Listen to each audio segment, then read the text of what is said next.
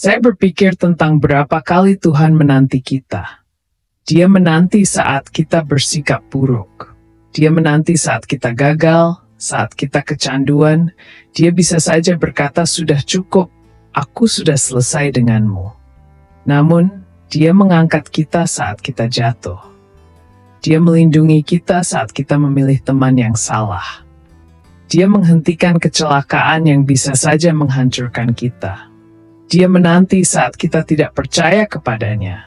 Dia menanti saat kita merasa pahit karena tidak menjawab doa kita. Terkadang kamu perlu menoleh ke belakang dan berkata, "Tuhan, saya ingin berterima kasih kepadamu karena menanti saya.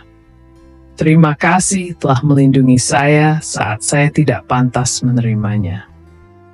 Sebelum kita mendengarkan renungan firman Tuhan di pagi hari ini, mari kita berdoa. Bapa kami yang bertahta dalam kerajaan sorga, selamat pagi Bapa, selamat pagi Yesus. Terima kasih atas berkat dan kebaikan-Mu dalam hidup kami, sehingga pagi hari ini kami dapat bangun dengan kesegaran tubuh tanpa kekurangan suatu apapun. Ya Bapa, sebentar lagi kami akan merenungkan firman-Mu. Kami memohon agar Engkau membukakan mata dan hati kami untuk memahami firman-Mu. Berikanlah kami kebijaksanaan dan pengertian untuk merenungkan kebenaran-Mu dan menerapkannya dalam kehidupan kami. Sehingga kami dapat lebih dekat dengan-Mu dan hidup sesuai dengan kehendak-Mu. Ya Bapa, tuntun kami, jagakan kami, sertai kami dari pagi, siang, hingga malam nanti. Buatlah yang kami kerjakan menjadi berhasil dan menjadi berkat bagi kami dan sekeliling kami. Dalam nama Tuhan Yesus. Amin. Firman Tuhan pagi ini terdapat di dalam Yesaya 30 ayat 18. Sebab itu Tuhan menanti-nantikan saatnya hendak menunjukkan kasih-Nya kepada kamu. Sebab itu Ia bangkit hendak menyayangi kamu.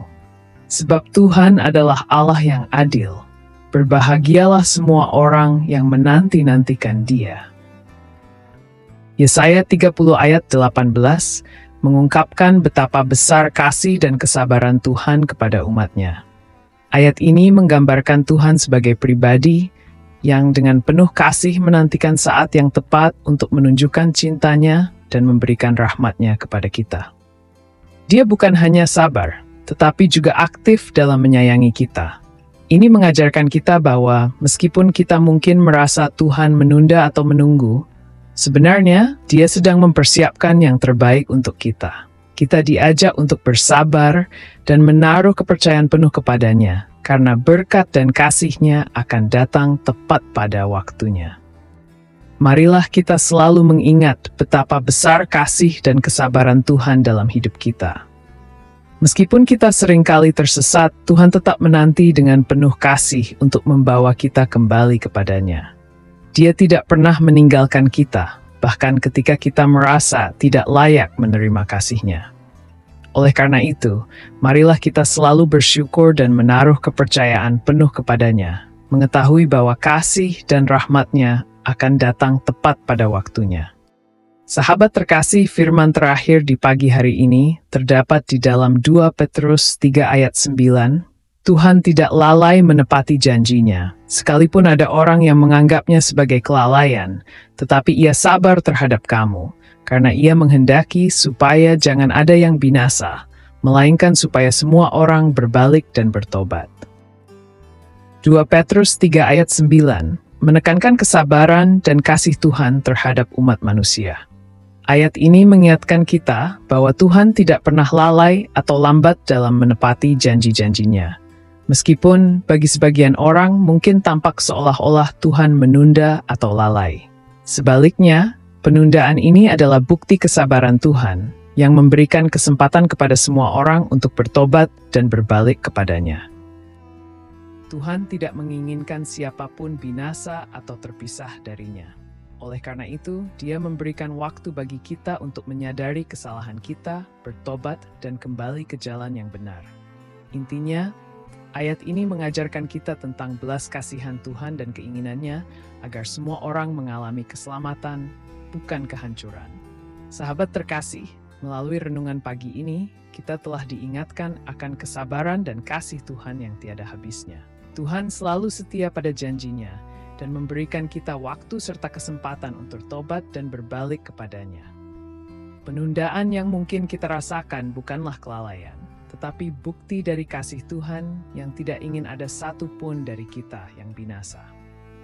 Semoga firman Tuhan yang telah kita dengar dan renungkan pagi ini memberikan kekuatan dan hikmat bagi kita semua untuk menjalani hari ini dengan penuh sukacita dan kedamaian. Tuhan memberkati kita semua. Amin. Mari kita berdoa. Bapa yang penuh kasih, kami bersyukur atas waktu yang telah kami habiskan bersamamu pagi ini. Terima kasih untuk firman-Mu yang telah menyentuh hati kami dan mengingatkan kami akan kesabaran dan kasih-Mu yang tak terbatas. Ya Tuhan, kami serahkan seluruh hidup kami ke dalam tangan-Mu. Bimbinglah setiap langkah kami, dan berikan kami kekuatan untuk menjalani hari ini sesuai dengan kehendak-Mu. Biarlah firman-Mu tertanam dalam hati kami, menjadi pelita bagi jalan kami, dan memberi kami kedamaian yang sejati. Tuhan, sertai kami sepanjang hari ini, lindungi kami dari segala yang jahat dan mampukan kami untuk menjadi saluran berkat bagi orang lain. Dalam nama Tuhan Yesus, kami berdoa dan mengucap syukur. Amin.